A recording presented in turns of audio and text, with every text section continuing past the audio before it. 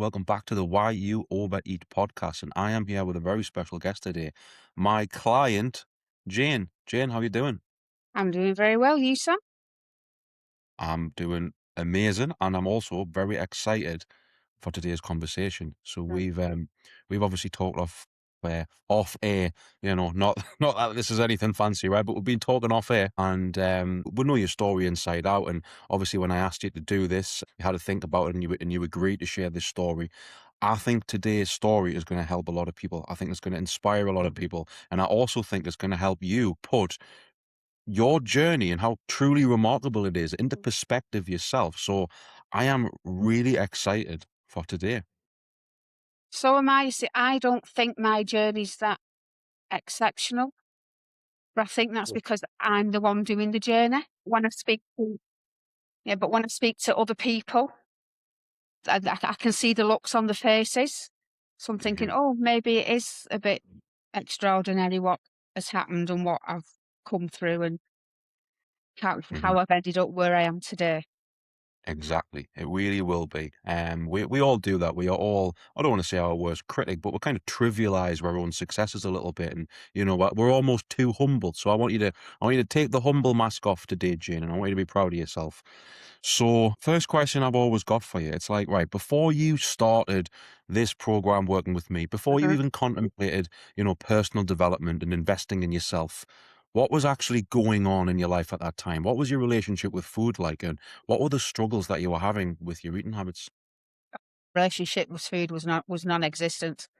I had foods labelled as good and bad. I couldn't eat from the bad list. I could only eat from the good list. Tried every diet under the sun, you name it, I've done it. Constantly starting over because it wasn't sustainable.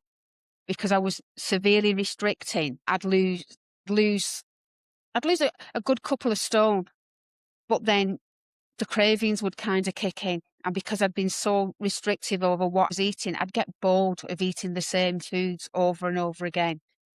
And then I'd just go off the rails and the weight would come back on and more besides. And that's gone on for about 40 years, I'm going to say. Yeah, 40 years. I was just going to ask you a follow-up question there. Well, how long did you struggle with this for? So you've already answered it. And Yeah. unfortunately, Jane, as you can obviously from being on the program and Mm, being mixing with all of the other ladies in the community, this yo-yo dieting cycle that so many ladies find themselves in for decades, it's a really hard yeah. cycle to break. So you mentioned about some of the diets you tried. Do you mind maybe sharing one or two of the diets that you tried or the methods that you tried to lose the weight that just didn't work for you? Tried Weight Watchers, Slimming World, because I thought the group would be a better setting for me because I would be accountable to the group. But no, they didn't work. I lost weight with them, but like I said, it all went back on. I tried intermittent fasting and tried not eating between after the hours of 6 o'clock. I can't eat anything after 6 o'clock. I've got to not eat. And I even tried calorie counting, where again, I was too restrictive over what I was actually eating. I had the calories, since knowing you, far, far too low. I got told 1,200 calories was fine. I can't run on 1,200 calories. I don't think many women can run on 1,200 calories. We're not toddlers. You know, we're, Yeah. we're grown women with responsibilities and jobs, what we have to do, as well as looking after the house or whatever else we do. 1,200 calories is not sustainable. Nowhere near. Yeah, it's not. Obviously, we can get into some of the later questions we've got. We'll go a little bit the deeper of the psychology Yeah. about emotional eating and what causes it. But one of the things, the standout things, Jane, that I say smashing me in the face every day at my job, literally sitting in this office and analysing people's feedbacks or talking to new clients or anything like that. One thing I say is when you undereat, it the pendulum will switch and you will overeat. So a lot of people's not main root cause, but one of the variables that causes them to overeat or binge eat or yo-yo diet is that they attempt to go on these very, very Yeah. low calorie restrictive diets, like 1,000 calories, 800 calories, 1,200, like you said. They're full-time mums. They've got full-time Mm. jobs. They've got errands to run. They're maybe exercising intensely as well. And like you said, it's not enough Yeah. fuel. And there's a big terminology called food noise now. I talk about it Mhm. obviously a lot in my book. joke why you overeating, how to stop, but this food noise, there's loads of different reasons why it might be there, but one of the main reasons is, well, how much are you actually eating? Is it any surprise food noise is Mm, screaming at you every mm, day if you're hardly eating any mm, food? mm, And I understand why so many women do this because, yes, being in a calorie deficit on paper, it is the way to lose body fat. So if you think, well, if I just slash my calories and just stick to it, I'll lose the weight. Well, yeah, you will. But that food noise comes back with a vengeance. So mm. would you say you had experience of calories being really, really low, being able to stick to it for a certain amount of time, food noise just gets so high, you end up giving into the cravings, and then it all comes back on? Is that literally what you experienced for decades? Food noise was there constantly. Yeah. It never switched off. Right. Never ever switched off. I was constantly thinking about food. While I was eating my meal, I was thinking, "What can I eat next? What can I have next?" Because I think deep down I knew it wasn't enough for me, but because I believed this is what I had to do, I did it. So food noise was constant. Food shopping used to be a nightmare, an absolute nightmare because I would automatically gravitate towards all the chocolate, all the cakes, all the biscuits. And I knew I'd be like fighting with myself in the shop going, no, you're not supposed to have them. But now I know, yes, I can have them, but it's got to be moderated. I can't sit and eat a full pack of biscuits. I could if I wanted to, but I don't.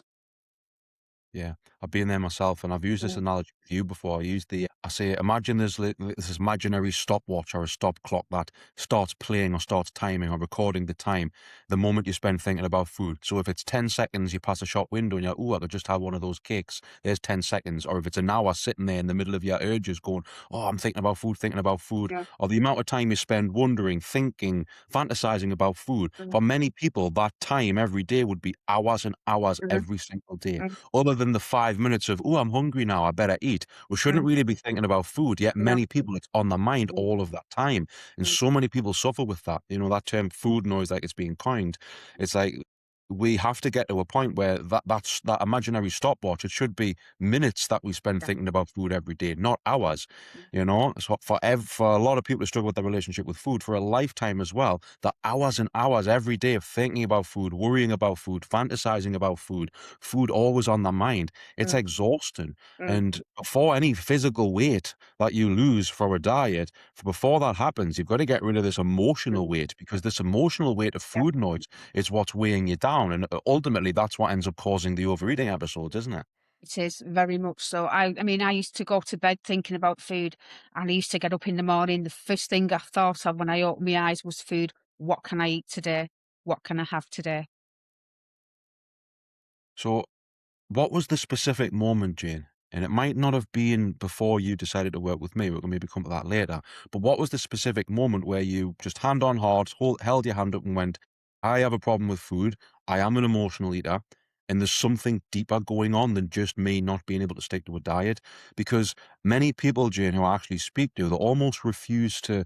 Well, I'm not a fan of labels, but it's not about labeling Yeah. yourself, but they refuse to identify with the term emotional eater. Mhm. They'll dismiss it. You know, I had someone who reached out about 3 or 4 months ago and went, Sam, I love all your content, but I'm not an emotional eater. And I was like, okay, well, what do you think you're struggling with? Well, I keep losing the same weight and getting it back. I just need more discipline and motivation. I'm like, well, that's emotional eating, but she refused to acknowledge that's what she was. So when did you realize, okay, this isn't just oh, I'm not very good at sticking to a diet. I just need more discipline. When did you first acknowledge to yourself or to other people that you did have a food problem and it was possibly deeper than you'd imagined? When was that moment? It was 20 years ago. I had a breakdown. We just lost my father-in-law, and he was a very, very good man in the family, very pivotal in our family. And because my husband's an only child, I was carrying the load. I was trying to take as much off him as anything, but I didn't allow myself to grieve. So consequently, my mental health spiraled. And it came to a head one night when my husband and my eldest daughter, who was a teenager at the time, was just having a normal parent teenager argument. I can't even remember what it was over. It was probably something stupid like she wanted to stay out later than what we said, what we thought was acceptable. Nothing major. And they were just arguing about it. And I vividly remember I was in the kitchen and I was making tea and I just sank to the floor and I screamed at the top of my voice. And I just started to rock backwards and forwards. Um, that kind of stopped them 2 in the tracks. My husband took the day off work the next day and badgered the GP to get me an appointment. I had a really good GP at the time who did not just say, "There's some tablets, go away." He got me into, um, a therapy group, because at that time, same time as the breakdown, it meant I couldn't go outside on my own. I could go and stand in the back garden, I could go outside the front door, but I couldn't physically go out because I kept thinking I was going to die. So I got into therapy. We went through my whole life. I thought it was just gonna be grief counselling, to be honest, but no, I had a really good therapist. We went through from my earliest memory all the way up to the age I was at the time, and at the end of it, she said to me, "Right,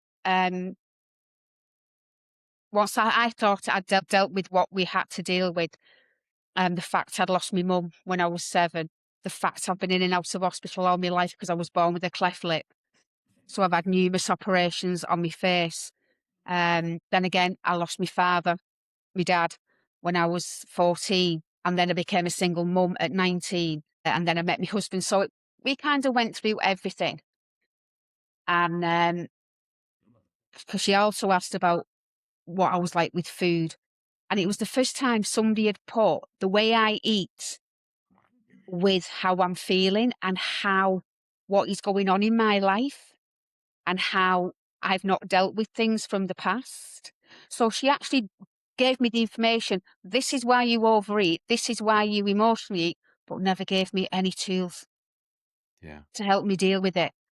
Kind of yeah. went, right, I've told you what your problem is. Now go and find the solution. I really appreciate you sharing that. And you've kind of answered my next question. I was going to ask you, Jane, what was the specific things that was going on in your life at that time? But you've just literally Yeah. shared it, And again, I said this in the last podcast, and I say this with all of my clients, off air, when we're having one-to-one calls, it's like there will be a time when the penny will drop where Mm, it's not just about the food, it's about the food as the coping mechanism for what I'm feeling or yeah. what I'm failing to feel. And I wrote 2 things down when you were talking there, just so I reminded myself. I think, and it's in my book right there, Why You Overeat Now to Stop. The whole book is about going through Mm, these voids that exist in mm, people's life where they use food as a coping mechanism.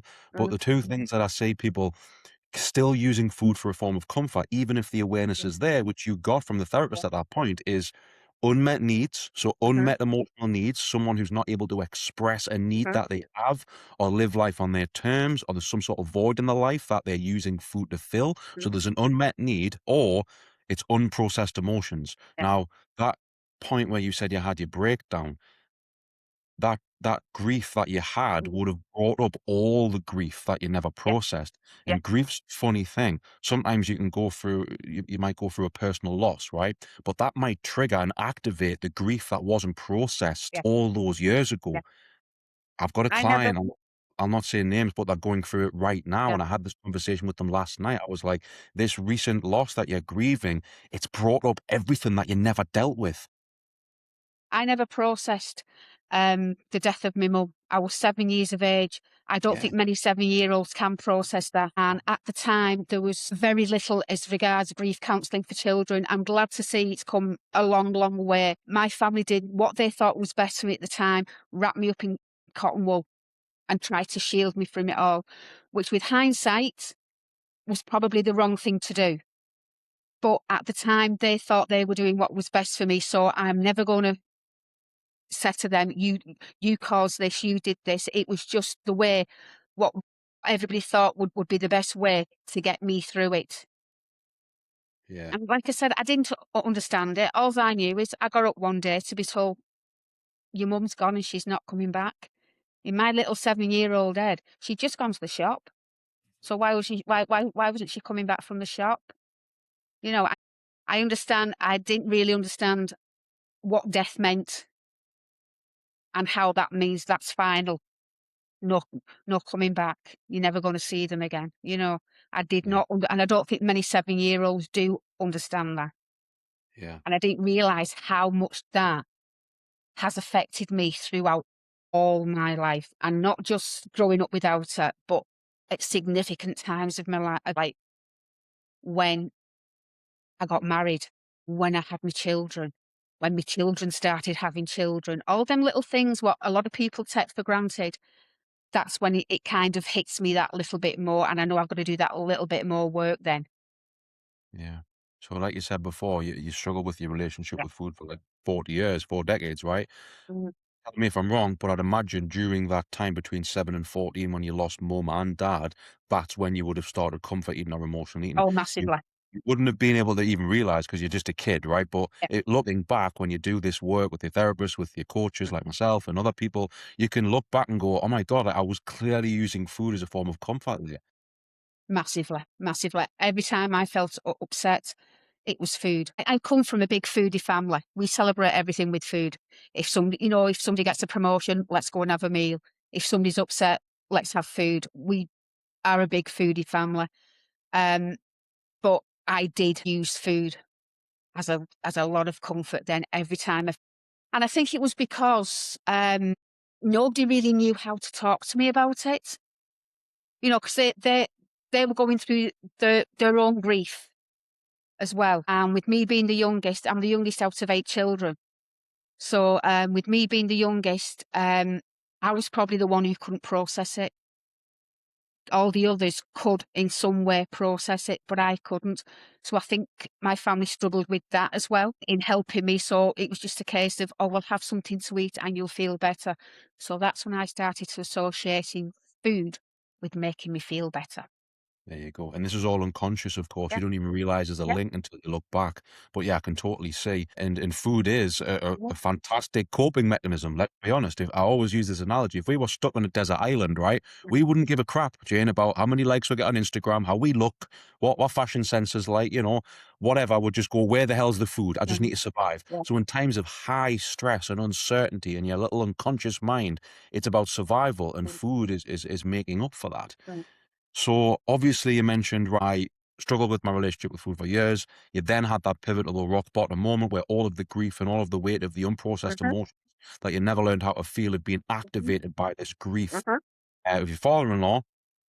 You then went to therapy. You said that was 20 years ago. How come it mhm, took 20 years for you to figure this all out then? What was going on between the time that you had therapy and you become aware that you were an emotional eater mhm. to then joining my program? What was happening during that time?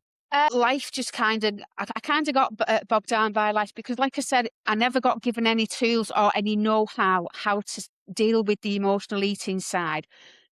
And I think 20 years ago, there weren't that much around. It was a case of just lose weight and you'll be fine. So that's when the yo-yo dieting really kicked in.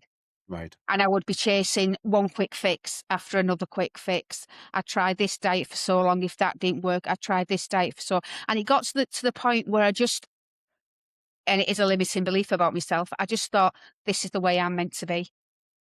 I can't lose weight. This is it for life. I've just got to go with the flow now. And that's what I did. I kind of shoved it to the back burner until you popped up. Mm. I really appreciate you sharing that. There will be someone listening to this right now, hello, future you, who has had exactly the same belief that you've just said, right? And we'll come back to how you overcome that belief very, very soon. Before we get into kind of what started off the transformation and the results that you started getting, how was your eating habits? How was it affecting other areas of your life? Because again, I talk about that a lot in the Mm. book. It will impact many things from Oh, yeah. mental health, physical health, Yeah. relationships, Yeah. everything in between. What was food preventing you, or your eating habits, or how that impacted your body? What was it preventing you from having in your life that you really wanted?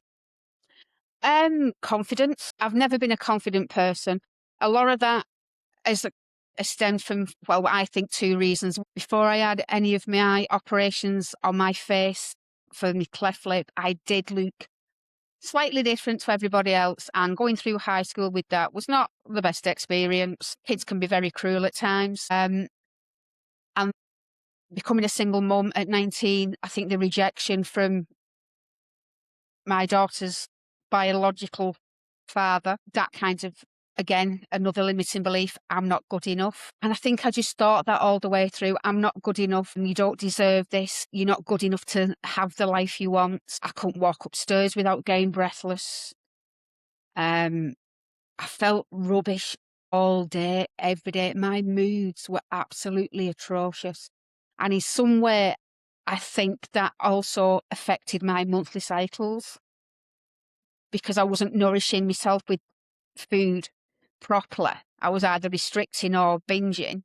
It was either one or the other. Mood was absolutely atrocious, and I didn't believe that I was worthy of anybody to love me, even though my family and close friends would tell me often. Um, so life just wasn't good. I was just plodding. I was just going through the motions of life. I was just existing. Yeah. I always say emotional eaters or anyone who struggles with their eating habits, they're not born. You're not born that way. Mm, You're made. You're programmed, okay? And that's where that limiting belief comes from, the programming. I want people to imagine that brain is like this computer, right? And this hard drive that so many things that you'll download it like software. Now, this could be past traumas, this could be memories from mm, childhood, this can be criticisms that you've had, this could be experiences that you've had, this could be things that people have taught you, and you just collect all of these things. And then you develop an adult's brain, and all of a sudden, the ghosts of your past, or the echoes of your past, or the residue from the past traumas, or the beliefs from childhood are still there, and you might not even mhm, realize they exist. But like a computer that's downloaded a bunch of mm, programs, you can't expect it to run the way you want without factoring in the things you've downloaded. yeah, So this is why I say beliefs they're like programs that you've downloaded. They're not fixed. We can go on my computer mm, right now and run a scan and get rid of any viruses and download some new stuff and delete some excess storage, and we can mhm, free up that space for new beliefs. But unfortunately, you've got to reach that point when you go, I don't believe that I can change, but I'm going to do it anyway because I've got no choice. And I always say transformational energy isn't, right, I'm finally ready. It's, I don't feel ready at all, but I've yeah, got no choice. I'm sick and tired of feeling sick and tired. mm, So when was the pivotal moment that you said, oh, I popped up on Facebook or whatever it was, where you were like, right, I'm going to look into working with Sam, with me specifically.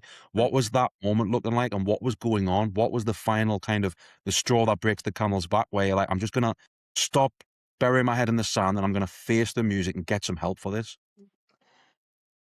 I'd not long come back from a holiday with me grandson. My granddaughter wasn't born at the time. No, she wasn't. No, she was a baby, so she never came on holiday because she was too young. We have a particular ride on the fairground. I'm not a big fairground person, never have been, but there is a particular ride on the fairground what my grandson likes me to go on with him. He's called different things in different areas. I call it the grass cutter. And you're basically in a carriage. The bigger person has to sit on the end because the little one gets shoved in because you've being spun round. And when she tried to put the bar on me, it only just fastened. And I mean, only just. She had to push down. And I honestly thought she was going to say, I'm sorry, you can't ride it. And all the way through that ride, my little grandson was saying to me, Nanny, are you okay? Are you comfortable? And I thought, that's it. That's it. I can't do this with him anymore. I can't. I want to go on these rides with him for as long as he possibly wants me to go on these rides with him. I want to be able to do that with him. And I kind of missed out on so much of my own children because of the weight. Because it never really stopped me from doing anything with them, but it kind of did. It always held me back. You weren't able Um, to be present and fully enjoy yes, it. You're yes, worried about yeah, whether I yeah, can fit in this ride or yeah, not. You're yeah, physically there, but mentally yeah, you're somewhere else, yeah, aren't you? yeah, yeah. Yeah. And that's when it was. We came home off that holiday, and I thought I can't do this anymore. I was fed up of feeling out of breath. I was fed up of having constant chest pains. I was down at the doctor's, and I've had all the tests done. There is nothing physically wrong with me. It's just the pressure I was putting on my own body, not just physical, but also probably the mental pressure I was putting on it. And I thought, I need to do something. Yeah. I need to change, but I just didn't know how or Mhm. what to do. Yeah. So again, that backs up my point. There's I can't even tell you how many times the same situations happen, Mhm. Jane, where someone will, obviously, I send emails out all the time, Yeah. right? And I've got an email list and social media following, this, like that. I get messages probably once or twice a month where people go, Sam, I've been reading your posts or watching your videos or Mhm. reading your emails for years. I realize I can't do this on my own. Mhm. What's that's normally how I get clients. Yeah. It's normally they've been lurking in the background for years, Yeah. and then they realize that they can't do it on their own because this is very, very difficult to wrap your head around. This is not just follow a diet and lose weight. This is uncovering all of the real reasons why you're struggling with your relationship with food and then learning the new tools, which is all about mm, behavior work. It's all behavior strategies, behavior change. So it mm, can't just be, oh, I know how to track calories now. I know what diet to follow. It's actually holding yourself mm, accountable to a set of mm, behavior strategies. mm, And it's the same point. Yours was the fairground ride situation. For other people, it's like, I've stopped being intimate with my partner and my marriage is on the rocks, mm, or I've had a health scare and I've been told if I don't lose weight, I might not last 10 years. mm, Or, it's a pivotal moment when you're like, oh my God, I can't do this anymore. And that completely goes against everyone's limiting belief that I'll wake up one day and I'll finally mm, feel ready. The planets will align, bloody Mercury and Saturn will be right in the middle of the sky, and I'll all of a sudden mm. have the motivation to change. That is a bloody fantasy of all Yeah. fantasies, isn't it? Transformational energy, and when you finally decide to actually do something, which is the best moment of your life, it feels Mm, scary, but it's the leap of faith. mm, It normally comes after the rock bottom moment, doesn't it? mm. I watched you for 6 months before I finally reached out to you. There you go. I Yeah. got as Some people are much 6 years. no, I watched you for 6 months. After that, after it popped up on Facebook, you sent me down a rabbit hole. I listened to what you were saying. I'm thinking, "He's talking about me there. That's me." So then I went on to everything I could learn about you. I watched all your posts. I listened to your first audiobook. Bear in mind, I was listening to that while I was munching on a family-sized bar of chocolate. Bit ironic, but you know, that's where I was at the time, and that's when things just started to click and get Mhm. into place. And thinking, and I started to have that little glimmer of maybe with this person's help, I can do what I need to do. Yeah. We'll be super real and honest here. So, of course, you had that glimmer of hope, but you would have also had massive reservations Oh because yeah, yeah. investing in not just a coach, but a coach who's gonna talk to you about your eating habits and hold up a mirror. Oh my God, how scary is that? I get it. I've picked like one of the hardest industries to be in, but I do this because I believe Yeah. I've got the truth about how we'll overcome this. And like I say, you are living proof of that, and the thousands of other Mm, people that have are also living proof. But mhm. just explain what were some of the hesitancies you had about investing and actually doing this, and opening yourself up to a coach. What were some of the worries and fears that you had, which are very real and valid and not to be dismissed?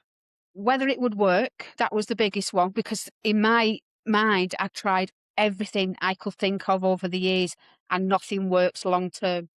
That was the big one. And I know also another one, having to be vulnerable with Mm, somebody who is not in my close-knit family.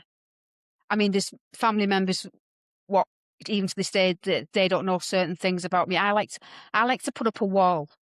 Right? My husband always calls it the wall, and it stops me from getting hurt from anybody. Or yeah, so I think. It kind of protects me, and it's having to be vulnerable with somebody is to take that wall down and let them see me, the real me. yeah, I'm not just a persona I want people to see. Because I have so many people say to me, "Oh, you're so chatty, you're so happy." I'm like, "Yeah, that's the persona. That's the mask I wear." I'm very good at wearing a mask when I need to. So letting somebody in, because I knew the only way it would work is if I was totally honest with you and tell you everything. Because yeah. what's the point of me trying to do something to better myself if I'm only giving you little snippets? And because you can only work with what I tell you. Mhm. Yeah, I might have said this to the first time we've done a call. It was over 2 year ago now, but I Mm, normally say this when I do a first consult with people. I say, "You only need 2 things for this program to work: honesty and vulnerability. All yeah. the rest I can teach you. I can teach you how to deal with your emotions and stop binging. I can teach you how to handle food noise. I can teach you how Mm, to prevent triggers. I can teach you how to recover after you have a setback. Because mm, these are all strategies. They're all behavior based. But I can't give anyone the real things that creates transformation. It can't come from me. It's got to come from you. mm, I'm more of an architect. I give you the mm, blueprint and hold you accountable to the blueprint. But you're the one who's got to dig the ditches and mm, lay the foundations. It's honesty and vulnerability. And I always say, if you have these 2 things and you're willing to give me those 2 things, I can give you the rest. mm, And if someone was to show, whether unconsciously or consciously, that they couldn't be honest or vulnerable, and I've had to do this on calls, I have to go, I don't think you're quite Mm, ready. There's my free stuff. Because if you're not willing to be vulnerable and honest, how can I help you? I just can't mm. do it. So you had those two ingredients, and when I see those ingredients laid out to me, I'm like, this is going to work. Let's get into that then. So when you first started the program, this is what I hear all the Yeah. time. It's like, Sam, I thought you were just going to tell me what to eat. Like, this Yeah, is way yeah. different thought. So what were some of the things that you learned in the early days when you first started that made you go, God, this is totally different than anything I've ever done before? One, you didn't give me a diet plan. You didn't tell me to eat 1,200 calories. You didn't even mention losing weight. You told me we weren't going to think about losing weight until I'd worked on the stuff I needed to work on the mindset. And that kind of blew my mind. I'm thinking, why? What's with my mind? Because you started making me think that I was going back to having another breakdown at first. I'm like, why? What's up with my mind? But the more I got into it, I thought, this actually works. That's actually right. If I don't fix this, how can I fix that? Hmm. You know, they both go hand in hand. And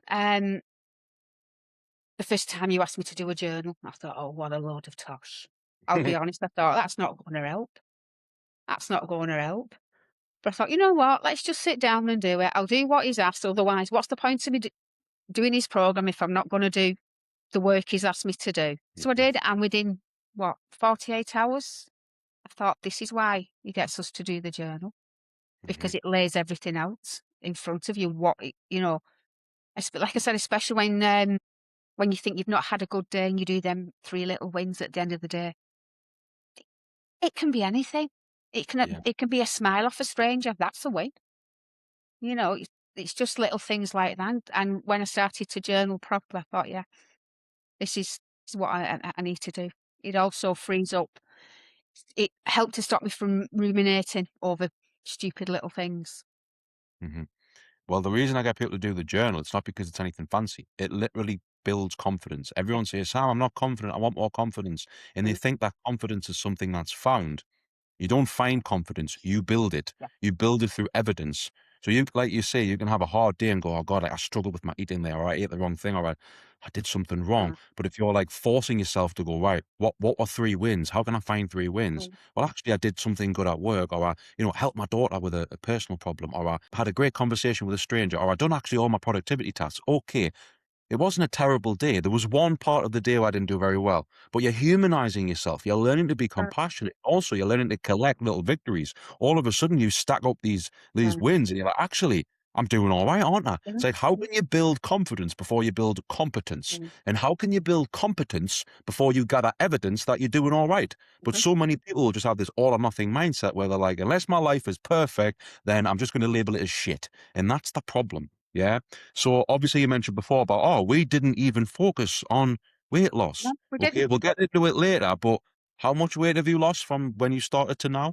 Just over 4 stone. There you go. And that started from me going, before the weight loss Mhm, happens, some emotional baggage weighing you down. And the physical weight that you've gained through eating, which we now mm, know is through unprocessed emotions and unmet needs, that's literally why you're putting the food in your mouth to turn the mm, food noise off. But the food noise is just a symptom of the unmet need. It's your brain screaming at you, please look for comfort through mhm, food. I don't want to experience life like this. mhm, Please numb, please deny, yeah, please suppress. That's what food noise is. If the voice of food noise manifests of, "Ooh, I can't wait for this chocolate. Ooh, I can't stop thinking about this cream cake." But what it really is psychologically is, I don't like how I'm feeling. I want you to push this down. Okay. But before all that happens, the weight that you physically carry that you want to lose and that you have lost, 4 stone of it, that's psychological baggage. mm, Before I know weight loss can happen, we've got to go through. And that's why I mm, do the 90-day program to start with. That's like the core yeah, transformation. The results that you get in the years that follow that all comes from that yeah, 90-day transformation, because I set that up strategically for people to go through that process to create awareness. That's phase one. Why am I overeating? Like the book mm, title. Oh my God, that's why. Okay. How to stop? Second part of the book title. mhm, What strategies do I need to put in place? And then over a period of 90 days, I promise you, if you do the work like you did, you will see a reduction in emotional eating straight mhm, away. So it might still be there in the background. You might have a few bad days, but you'll go from someone who emotionally eats every day to, in the next couple of months, the first 90-day period, to someone who overeats now and again, maybe two mhm, or three times a month. So straight away, once you've kind of figured out why and you've created awareness around that, develop some strategies to change, well, the side effect is, well, I'm overeating less. then the body starts to lose weight. Yeah. But without the awareness, without the psychological transformation, you'll never understand why, which means you'll never understand Mhm. how, which means you'll never be able to put the strategies in place to stop. Mhm. Okay, and that's why people fail. So obviously you've lost 4 stone at this point, but there'll be a journey in between that. So my next question is, what you've already kind of answered what surprised you the most in the first Mm. few weeks was these behavior strategies and Yeah. losing the emotional baggage and how Yeah. you think first. Was there a moment in the 90 days where the first 90 days that you worked with me where you were like, actually, I think I can do this. I'm starting to see that evidence. Was there a penny drop moment when you started to believe in yourself more than you doubted yourself? Yeah, yeah, there was. I'm not very good at taking compliments off people. Never have been. Somebody who I've not seen for a long, long time, and I just happened to bump into him around our town centre. And Yeah. they all they did, they just said, just chatting, asking how's the kids and this, that, and the other. And then as she was walking away, she said to me, "You look really good." I went, "Oh, give over," because that's my initial response. Yeah. And she said, "No, you do." She said, "The last time I seen you," she said, "you look like you had the weight of the world on your shoulders." She said, "But you're walking taller. You're not hunched over anymore." She said she never once asked if I'd lost weight or anything like that. She just said, looking at me, I physically looked in a better place than what I had done the last time she'd seen Yeah. me. As I was walking off, I had a little bit of a spring in my step. And I kind of noticed, I thought, yeah, I am walking a bit taller. I'm not walking over like this as though I want to shrink and I want nobody to see me. And I thought to myself, I can do this. Whatever, whatever, because at the time I was listening to you in my earphones and I thought, I can do this. Perhaps there is light at the end of the tunnel and I can get to where I need and want to be. Yeah. So I was going to ask you about, is there any particular frameworks or strategies or a tool that I give you, whether it's a resource or a training that I give you or a workshop? And like you mentioned before, having me in your ears all the time. Obviously, when Mm, you join the coaching program, you get calls with me, you work with me, I communicate with you, we'll have that personal interaction where I support you one on one and personally mm, provide a bespoke plan to help you. But I've got this entire library, I call it my Netflix mm, of content, which is basically everything you never think about dealing with emotions, dealing with food noise, overcoming emotional eating, weight loss. It's all there in a library for people to watch. And the clients who get the best results, in my opinion, are the ones who tap into that. mm. And they'll do little things like they'll listen to my trainings while they're doing the dishes or when they're out on the walk or when they're driving in the car. And these end up becoming really useful because you're subtly, I mentioned about the programming before, you're deprogramming all of the old beliefs and reprogramming yourself with new beliefs, that things just start to click. But was there a particular framework, whether it's a training I give you or a strategy or a tool that really helped emotional eating for you, that really started to see that where you really started to see a significant improvement because of that tool that I taught you? The seven voids. Yeah. That And that was a massive that's the one. book, by the way, the 7 Voids. So just for anyone listening, the 7 Voids is basically 7 environmental reasons why someone struggles with emotional eating. And when I do the first consult with a one-to-one client, you'll know this. Before I talk about Mm, weight loss diets, I go, right, these are the 7 voids, and I explain them, and then I go, which ones are jumping out to you? 2,000 clients, Jane, I've never had someone go, none of them apply to me. Never, ever, mm, ever. I've had people reluctantly admit them, but yeah. they've never went, that doesn't work because that's the tried and tested strategy. So if you've read my book, you'll know what I'm talking about. But which of the voids were you experiencing, Jane? At, at the very beginning, I'm going to say all of them. Yeah. I was totally not aligned, but after a couple of months of working with you, I could kind of narrowed it down to just about a couple because I'd started to put things into place. And now I never thought I was a big nature girl, but I am. If I don't get outside, and I don't mean going out into the woods, even by just going standing in my own back garden for 10 minutes a day, I feel all at Yeah. sixes and sevens. Yeah. So for anyone watching, there is a full video on my YouTube Yeah. on this channel where you'll be watching this, where I break down the 7 voids in detail. But I'll fly through them right now. If I'm working with a client on a consult, I'll lay out these 7 voids, and through a process of elimination, we get clear of which ones are applicable, which ones are not. So Mm, first thing I'm looking for is dissatisfaction with job, because how easy is it to comfort eat because you hate your job, mm, right? Also dissatisfaction with relationships. I always say this: food can be the lover that you don't have. It can be the safe space with a parent that you never got. It can be the sense of community that you don't see. Food can take the place for your relationships that are not functional or toxic or whatever. Lack of hobbies as well is number three. How many people are expressing themselves through food because they've got no idea how to express themselves in any other way? And I might ask a question like, tell me about your hobbies. Tell me what you like to do to have fun. And they go, nothing, Sam. I just literally go to work, come home and stuff my face. And that's all I do. Like, okay, right. Maybe you're overeating because you don't have anything else going on in your life. There's number three. And also you mentioned the nature. I mean, how often do you get outside? Are you sedentary? Are you active?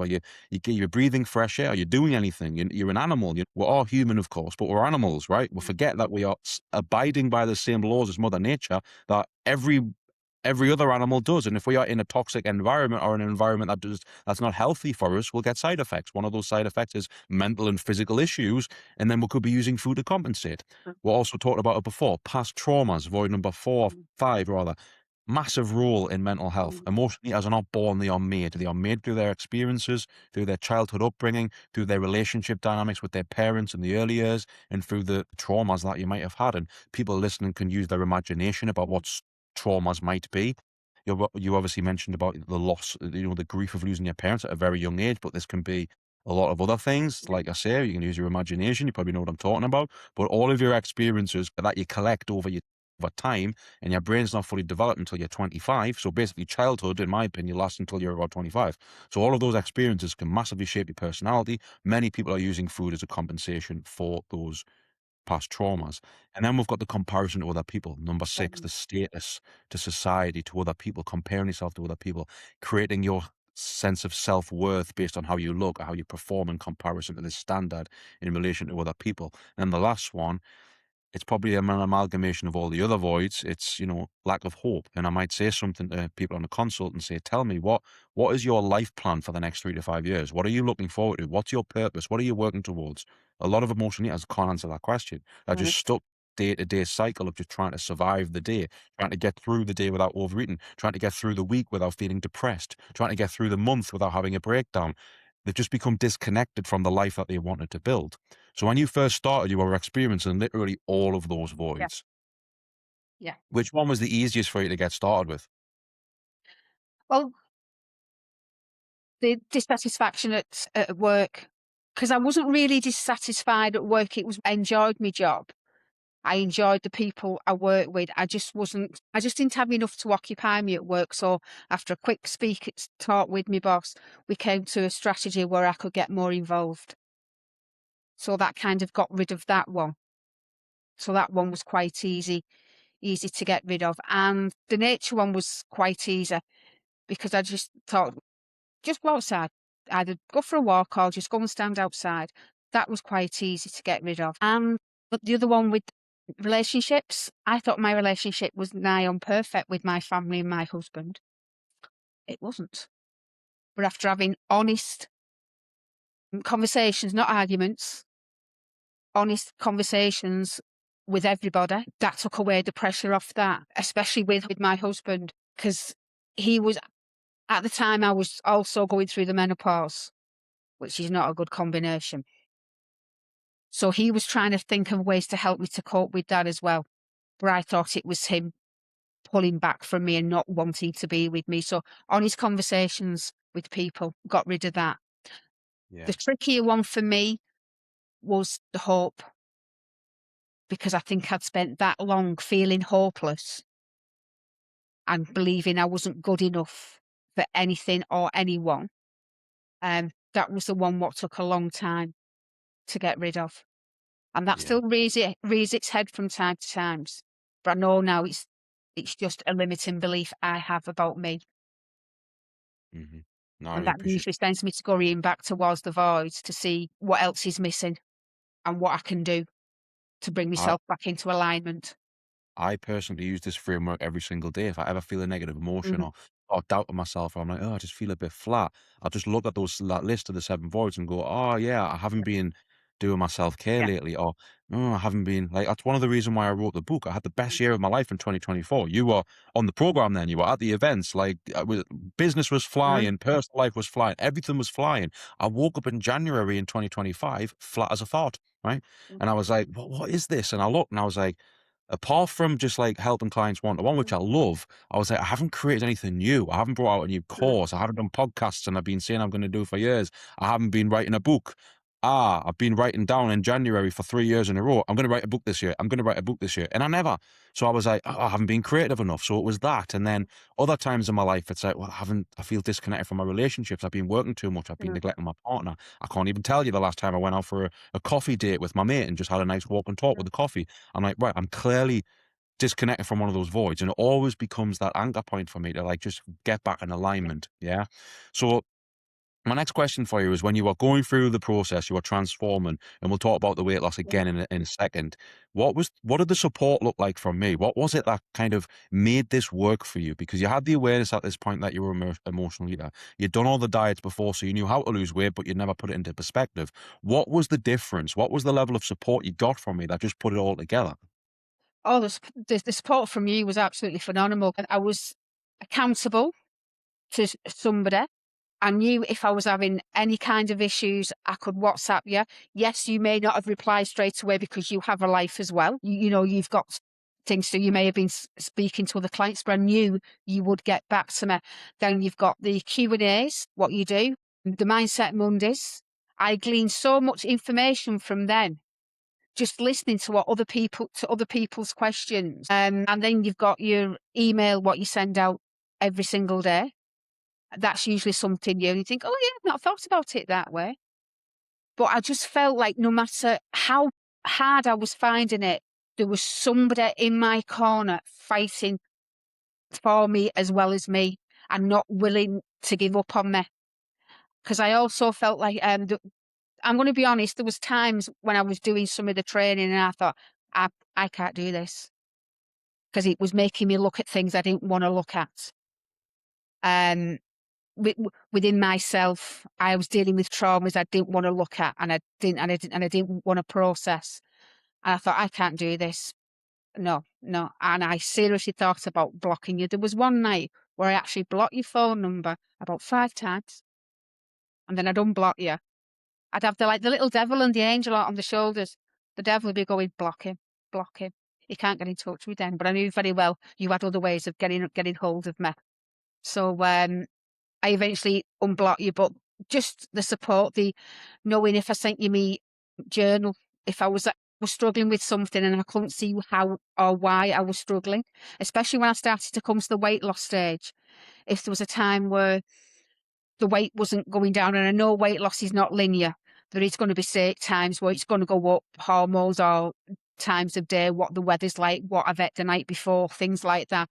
Even though I know all that comes into play, sometimes if I didn't see that number going down, I'd be like, "Well, this is useless." So I'd get in touch with you, and you'd be like, "No, it's not useless. This is why. We've had a really hot day, or you've had a really salty meal the night before. That's why you've not lost."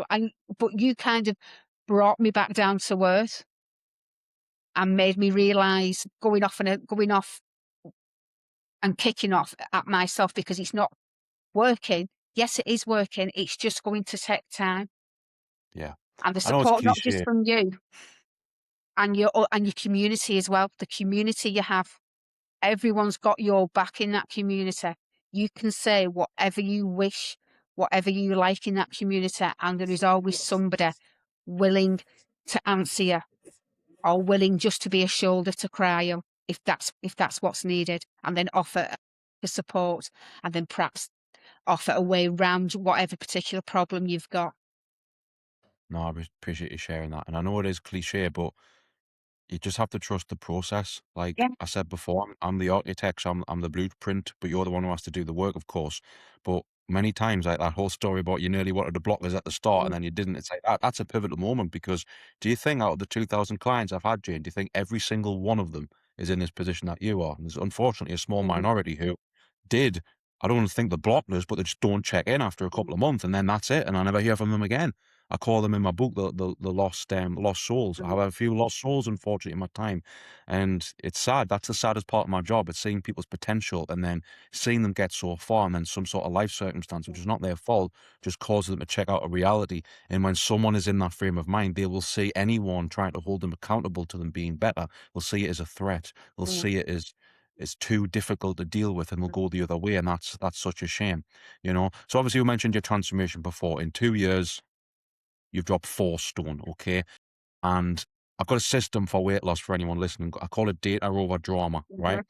Well, most people who are trying to lose weight are in drama mode. They're jumping on the scale every single day. They're not aware of the fluctuations. They're obsessed over calorie tracking. They're obsessed over how fast it's tracking. That's drama mode. Whereas I do the data. So the reason my clients successfully lose weight and what worked for you is because I just give you a plan to follow, not just a diet plan, but a psychological plan, right? So here's the data I'm looking for. If you start working with me and you're like, Sam, I'm overeating every day. And then after a month, I'm like, Sam, I've only had 5 days this month where I've overate. Okay. Well, that's a reduction of 30 days of overeating to 5 days of overeating. Okay. And then if someone also in the 90 days period of first work with me, data over drama, goes, Sam, when I have a setback, I spend 3 days feeling sorry for myself binging, and then I get back on track. And now after a month, they go, when I overeat, I turn it around within 24 hours using the behavior frameworks. I give them the 24-hour reset. Well, straight away, I've saw 2 things. This is the 2 ingredients that create weight loss. So your reduction in overeating episodes, so you overeat less. Because the reason you can't lose weight is because you're overeating.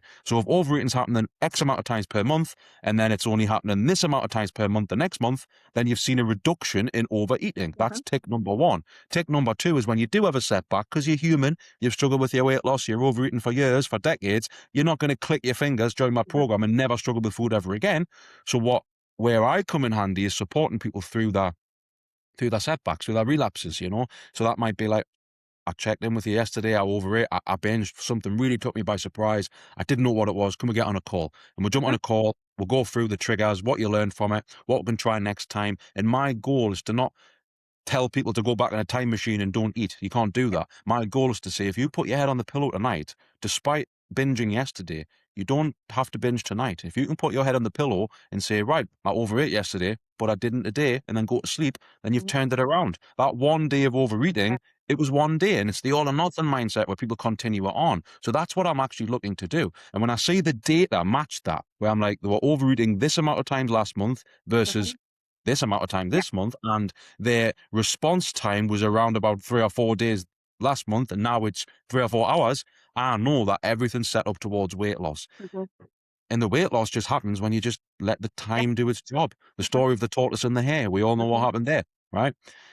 But the hare runs off a million miles an hour. That's the yo-yo dieter. That's the all or nothing dieter. That's the person who wants quick weight loss. They burn themselves out. They have to stop. But the tortoise just plods along, data over Mhm. drama, slow and steady, and eventually it happens. So if those 2 metrics are being tracked by me, that's my job. Are you overeating less? Yes, you are. And when you do overeat, are you responding better? Mhm. Yes, you are. Then you're ready to lose weight. And until those 2 metrics and data points can be tracked, people will keep yo-yo dieting. So after a couple of months, I'm like, right, you're on progress, you're on track. All you had to do is just keep following those strategies and let time do its job. Well, here you are 2 years later. And for anyone listening, Jane's actually not on the program now. She's going off to do her own things because she's learned everything she needs to learn. It's been a successful coaching relationship. So could you open up a little bit, despite the 4 stone that you've lost, which is incredible? What's the main differences between the relationship you have with food now compared to before? Is there any binges happening? Do you feel like you've kind of fixed the food noise problem? What's the main differences regarding your relationship with food now? Food noise is all but gone. If food noise does come back, it usually means it's because I'm not aligned somewhere. So that's then I go and look at the 7 voids and see and make sure I've got my 7 voids filled. Or it usually means, like, a couple of months ago, I said to food noise had come back and you put me calories up because I'm training heavier in the gym than what I used to be. So I know if food noise comes back, there's a reason for it. So can't remember the last time I binged, Sam. Huh? I really cannot remember the last time I binged. Food now is totally different. I don't see no good food. I don't see no bad food.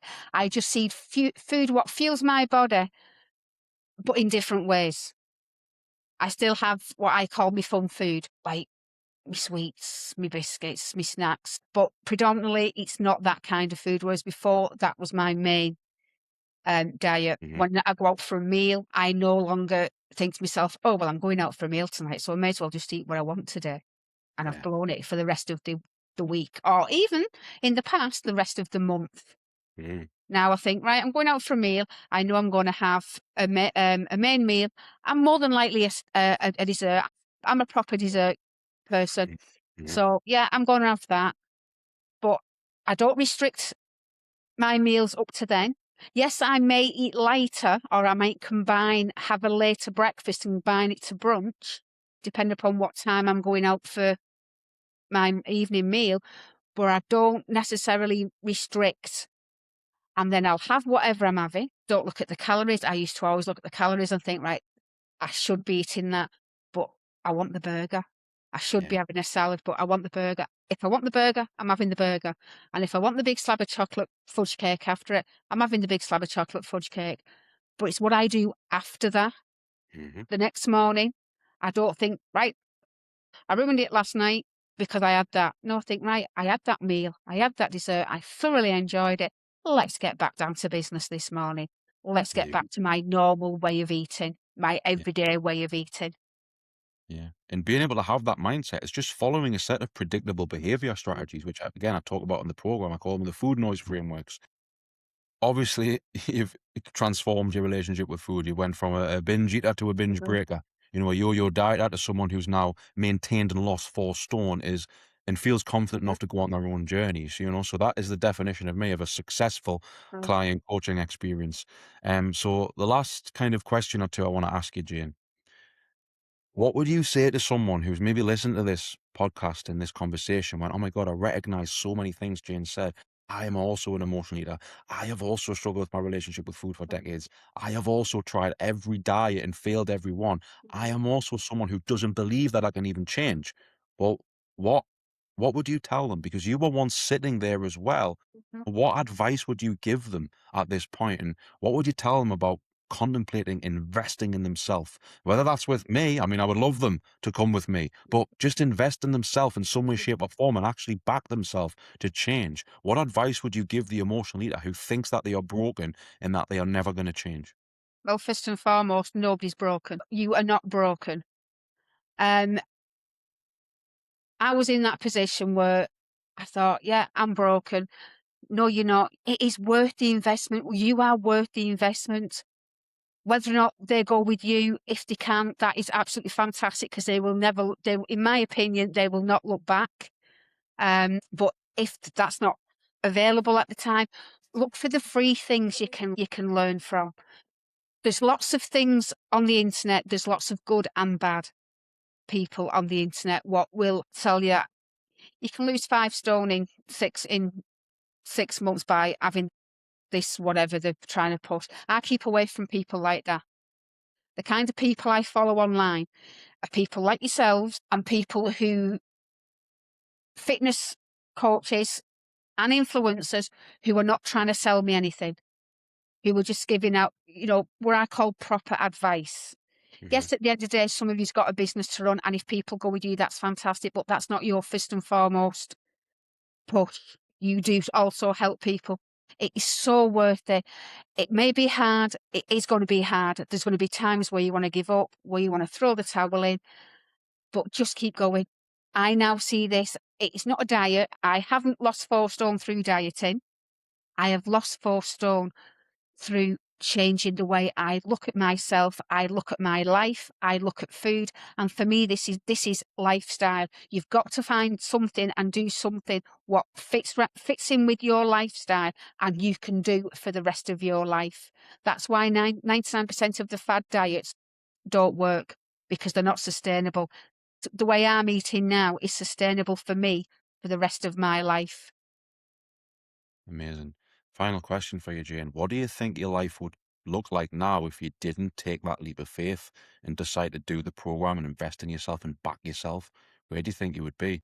Right, I'm going to go back to saying the fact I'm the youngest out of 8 children. There's a reason I'm saying that. All my other brothers and sisters are on some kind of medication, whether it be for diabetes, high blood pressure, high cholesterol. I'm 56 years of age. I'm not on any. I had my MOT with the nurse at Christmas. She said to me, "Yes, even though I've lost 4 stone, I'm still classed as overweight." She said, "But you're doing everything right. You do not need any kind of medication." And I thoroughly believe if I was going the way you know, without being morbid, I may not even be here. Yeah.